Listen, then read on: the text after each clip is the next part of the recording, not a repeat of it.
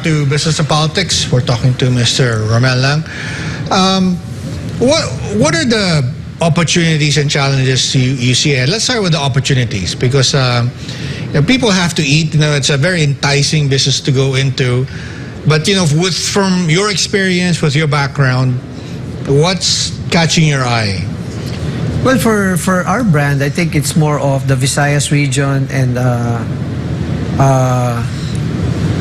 more expansion in Mindanao.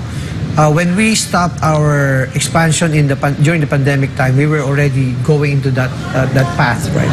And then Southeast Asia, as I mentioned earlier.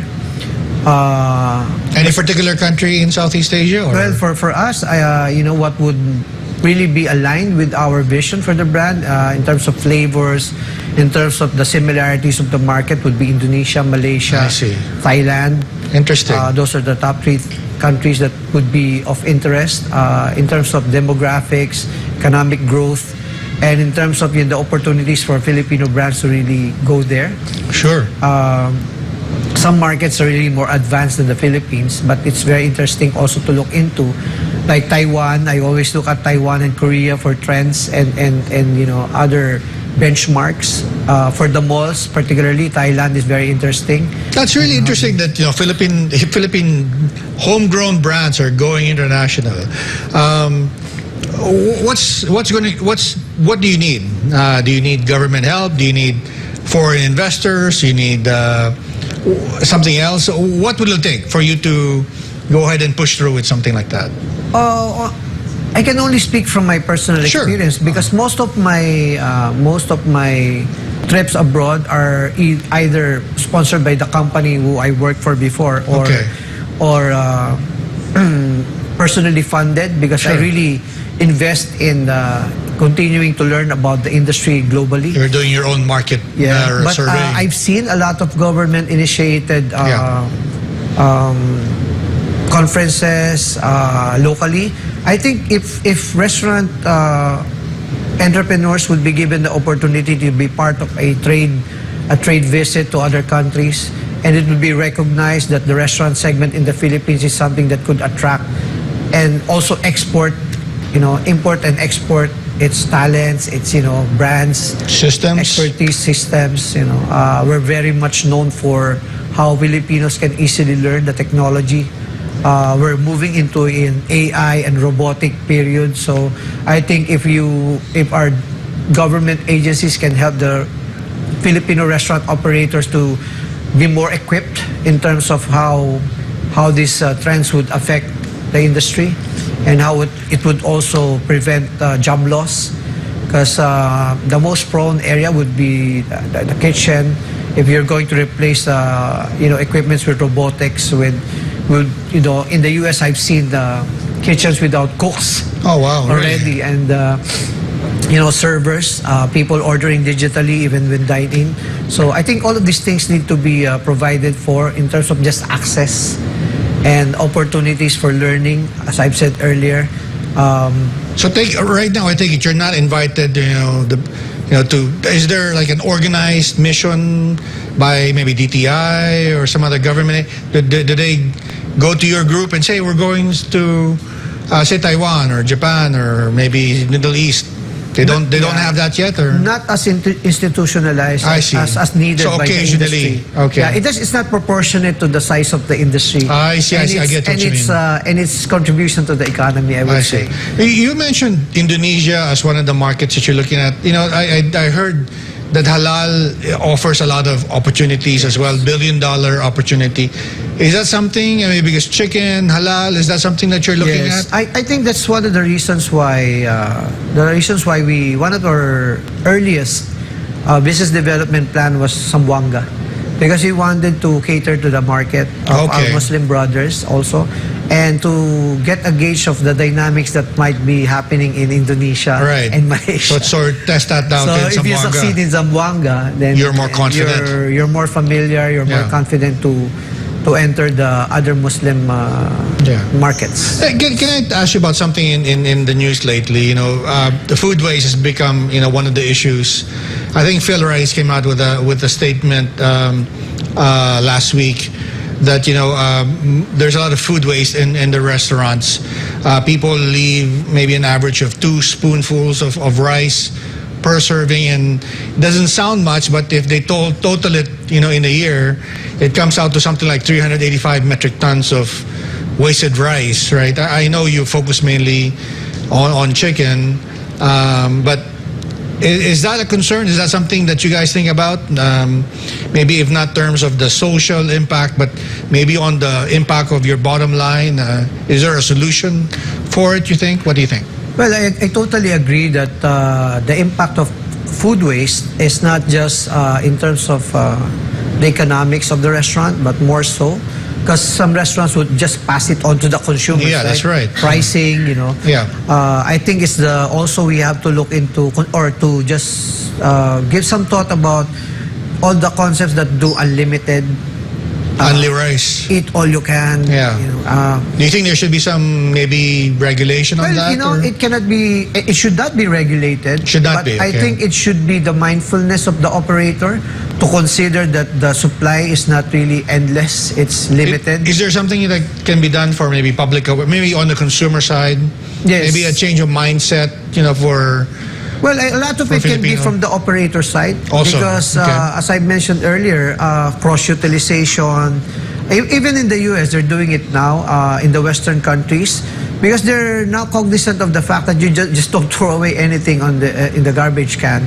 Gives us money, right? Yeah, let's say, for example, produce. Yeah. Back in the day, you just throw away the leaves of the celery and you just choose the prime parts of the celery. Now Right. they understand. They use everything, To use everything for soup, Yeah. to use cross-utilization. Yeah. I think that's one of the important aspects that culinary schools can help in terms of educating the chefs and the all the culinary practitioners to have that in mind. Yeah. The bigger suppliers are also working on that. I've heard Unilever talk about that in one of the bigger conferences. Sure. So the whole industry, not just here in the Philippines, is talking about it. But in terms of the consumers, I totally agree with you. It needs to be an awareness program because Sure. you cannot force people to stop eating only or to stop patronizing restaurants which they feel have value. Right. So- it's a come on, right? I mean, Yeah. it's been an effective come on. But what is? Can you maybe clue me in on some of the discussions among restaurant owners about the food waste problem? Is that something that's talked about a lot, or maybe just on the fringe, or because our discussion has been survival of the business, right?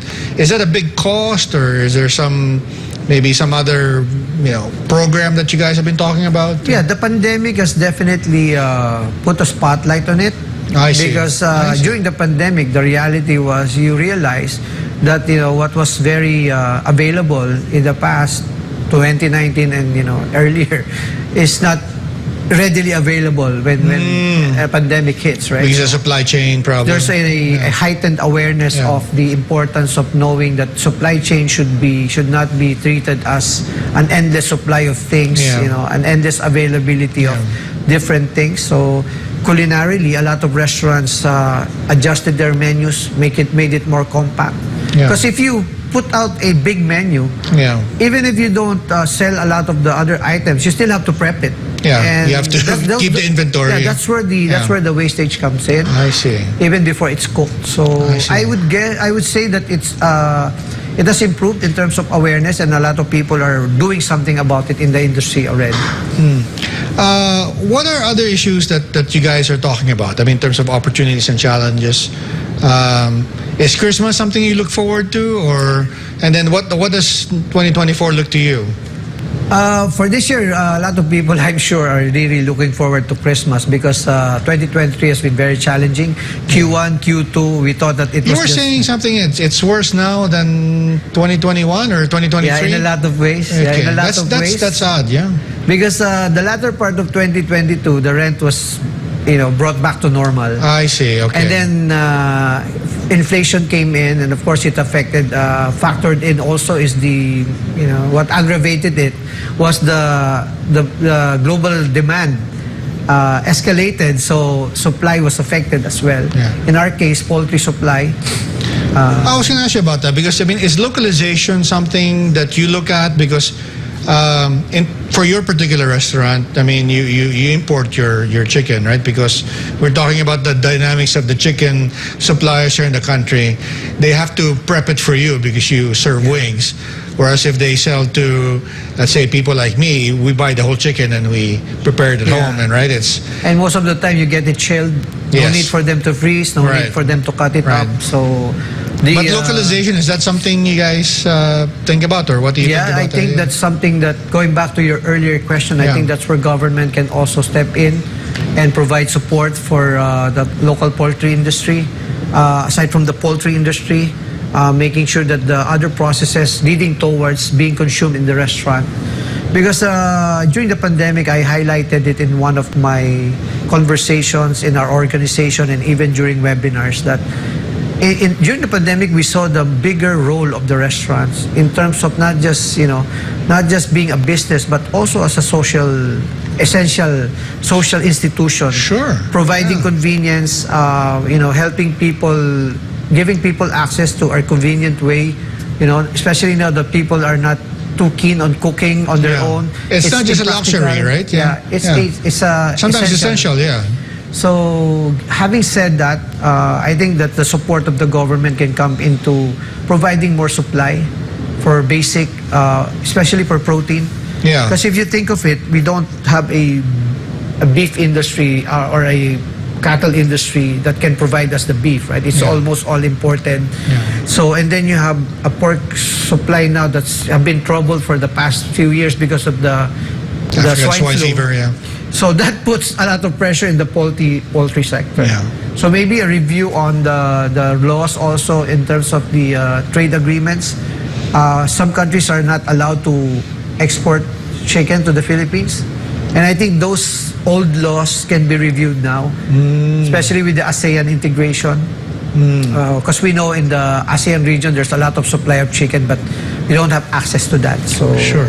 maybe it's an updating of the trade agreements and the laws so that we can really support the restaurants, which I think even during the pandemic and up to now, we still grow by numbers in terms of the number of restaurants being opened every year. Right. And you know this, but I want to hear you say it. But why is that support important? Let's say maybe how many people did you employ when you started, and how many do you have now? Maybe that's one way to gauge the importance, right? But for us, it was a more creative. Just for context, our restaurants are typically smaller. Because when the landlords were inviting us to the malls, that's one of the things that we were afraid of, the rent. So we adjusted our model to a smaller one. I so see. a small restaurant like ours, which is a fun casual restaurant, full service but not casual dining. I see. It employs 9 to 12 people. Okay. So if you have, Average, in our case, if you have 50 branches, 40 branches, it multiplies, right? Times 9 to 12. And also the entrepreneurial opportunities that you share with your franchisees. Right. And then, of course, you support, your suppliers. And landlords. Well, Rommel, it's been very interesting to talk to you. A lot of things I've learned this episode. Thank you for your time. But before we go, maybe you'd like to leave our audience with a message? Well, for me, number one, thank you very much to you, sir, for inviting me over. SMNI, salamat po. And I always appreciate a platform where we can talk about the industry so people can understand and appreciate the industry in itself and how it impacts the economy and how it serves the people. I'm blessed to have been, part of the industry for almost 40 years now. And all of these learnings, experiences, I share every Tuesday. The Resto Coach on Facebook every Tuesday night, 8:30 to 9:30. As I always, encourage people to, if you're really serious into going into business, there's no harm in listening to something, even if you don't want to look at my face and just listen to it. And it's free. While eating, while doing something else, or in the car. It's on Facebook. It's also on YouTube. The Resto Coach. And please visit our restaurants and other restaurants for that matter. We really need your dine-in support. Delivery is fine, but it's not as profitable. Sorry, Grab and Food Panda, my partners for delivery, but that's the reality. So we invite you to dine in. The restaurants need your help up to now. Some people would think it's, post-pandemic, but restaurants still need our help. we should give you support so that you can create more jobs. Rommel, thank you very much for your time. I'd like to thank our viewers watching this program and watching the replay. I'd like to thank Pastor Apollo Kibuloy for making this program possible. This has been Business and Politics. I'm Dante Klink, and I will see you next week.